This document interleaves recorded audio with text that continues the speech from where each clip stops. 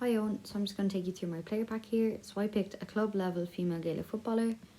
So to see the outcomes of this presentation, so we're going to outline the baseline measurements provided, discuss the key measurements to appropriately assess the training programme, outline the monitoring tools that you use to assess the athlete's load, fatigue and recovery status, and outline the recovery strategies we will prescribe throughout the season to maximise adaptation and reduce risk of overtraining. So about my athlete, so she's 21 years old, she's 1.65 metres, weighs in at 62.1 kg, she's 1 year gym experience, so mainly does classes or team settings, but is able to do the typical compound lifts. Her goal is to increase strength and aerobic fitness. She trains 4 times a week, so 2 field sessions and 2 gym sessions, and then every second week has a game. Her position is left back. She's currently injury free, so she'd like to remain that way. And she lives at home and is in final year college. So just her weekly schedule. So Monday and Thursday are full body gym sessions. So these will include exercise like her squat, leg press, adductor, Nordic curl, bench, lateral raise, lat pull down, shoulder press, real fly and seated row, all kind of split between the 2 days. So we can see these are kind of 50 or 55-minute sessions. You can see her RPE was 7 or 6 on the second day, kind of how she was feeling. And then for her field day, it was an external load. So this was then measured by her GPS use. So on the first day, she completed 8,600 metres. And second day, it was a lighter session with the match. So it was only 8,400 metres. And then her match day, she did 10,280 metres covered over 60 minutes. And she fully maxed out because she fell to 10 at the end of the session. So then we can see her weekly load, daily mean, her daily standard deviation, and her monotony. So this is over 1.5, meaning that the athlete is actually going to have a red flag because anything over 1.5 can result in a risk of injury. So we will yellow flag this athlete. Then we move on to the external and internal load. So monitoring athletes can aid in whether an athlete is adapting to training and assist in the risk of overreaching or injury.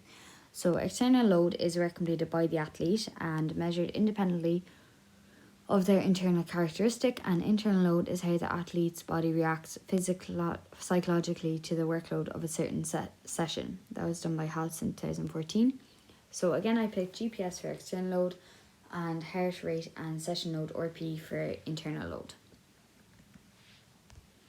So here, just going into more detail with the GPS. So it helps track locomotion, fatigue of matches, tracks athletes' field distance, and identifies the most intense periods of play. It can help, like I said, tracking players' acute to chronic workload. This is done by the absolute load, which is the number of sets by reps by weights lifted. And it can give real-time athletic performance feedback. It also provides a better scope for understanding the specific and positional psychological demands of team sports, which can help with program design. Then for readiness to train, so I picked a CMJ that was in a study done with a wellness questionnaire, and then I picked a different wellness questionnaire study to kind of back that up. So neuromuscular fatigue is to examine some possible sites of fatigue during exercise. So in a study done by Lombard, Starling and Lambert in 2020, they used CMJ as it is a reliable and easy form of testing. So each athlete completed an RTTQ, which is a readiness to train questionnaire, before and after interventions over a 24 to 48 hour period. And the suggestion findings basically show that subject to measures are more sensitive to low level of fatigue, meaning that effective monitoring should be included. And then this was backed up by a different wellness questionnaire in a study by Gaston et al. So this was done with an AFL team where 9 wellness items were carried out. So basically this is what the coach used to help get feedback for himself and the therapist. So basically it was lifestyle questions like their sleep quality, stress and overall well-being, which then assess the coach in being able to see the athlete's readiness to train.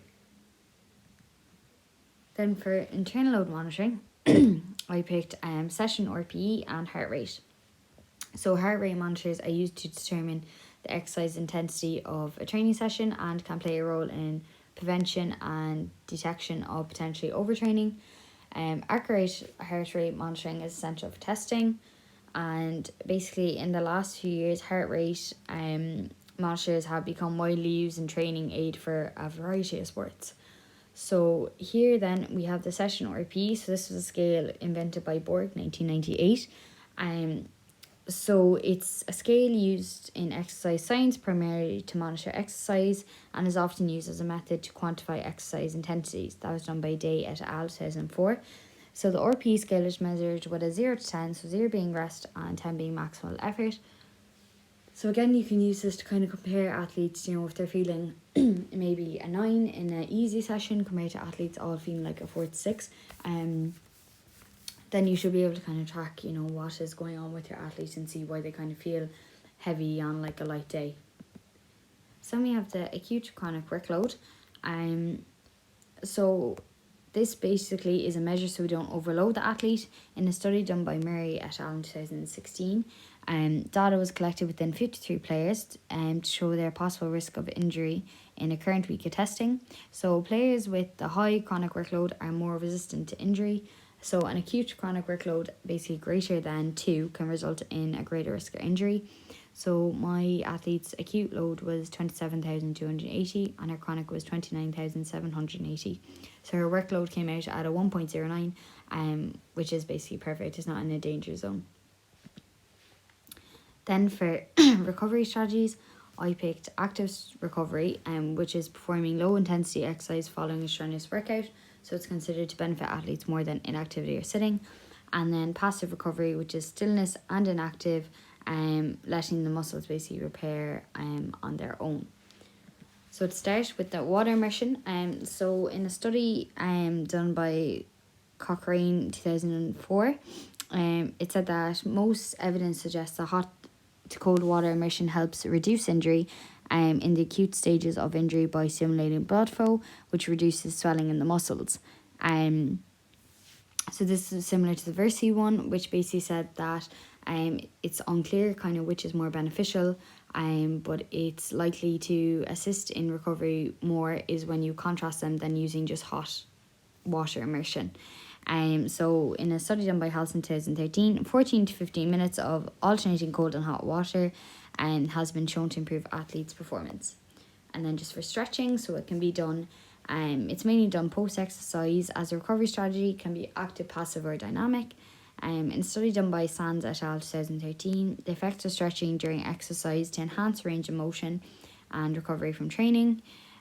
So then post-exercise stretching reduces soreness and enhances athlete performance. That was another story by Herbert et al. 2011. So again, the passive strategies, I picked nutrition and sleep. So sleep is often suggested to be the best recovery strategy available. It allows for reduction in muscle soreness and inflammation. It is also said to help with athletes in recovery and sports performance. So a study done by Stanford University had 11 players sleep for over 10 hours on a 5 to 7 week period. And this resulted in actually enhanced performance and faster sprint times along with greater accuracy in the players tested. And then just by Halson 2008, he found that increased sleep patterns also reduce mood swings and fatigue in players. Then just with nutrition, so this can be tracked by using a food diary. So the use of individualized dietary tracking has said to help athletes post-exercise by repairing, adaptation, rehydration and refueling. Just in a study done by Beck et al., the benefits of protein intake throughout the day post-exercise has been shown to enhance muscle protein synthesis. Then just for baseline measures, so the two I picked were heart rate variability and blood profiling. So baseline measures are used to see if the athlete is feeling well or to recheck if the athlete is not feeling great. This can be done with blood profiling or heart rate variability again. So blood profiling is traditionally for diagnostic purposes, but it's now getting into more of a tool used in monitoring. So in a study done by Pedler et al. In 2019, blood profiling can be used as an indicator to see if an athlete is adapting or able to maintain training, and insights gained from blood profiling and monitoring can also provide the means of assessing nutritional status. Then with heart rate variability, the measurement of rest or post-exercise heart rate has said to indicate both positive and negative adaptations to training. So increase or no change in heart rate variability has also said to report an overtraining. And that was done by Plews et al. In 2013. Then lastly, just a measure of fitness. So I picked heart rate recovery. So heart rate recovery is the rate at which your heart declines at the end of exercise and can be used as a marker of a training status in athletes. That was on my Health in 2014. Again, in a study done by Barrison and Lambert, it showed that a sudden decrease in heart rate recovery after a sudden increase in training load can show a result of fatigue and a measure of fitness. So my athlete, obviously her goals were to increase her aerobic fitness and her speed.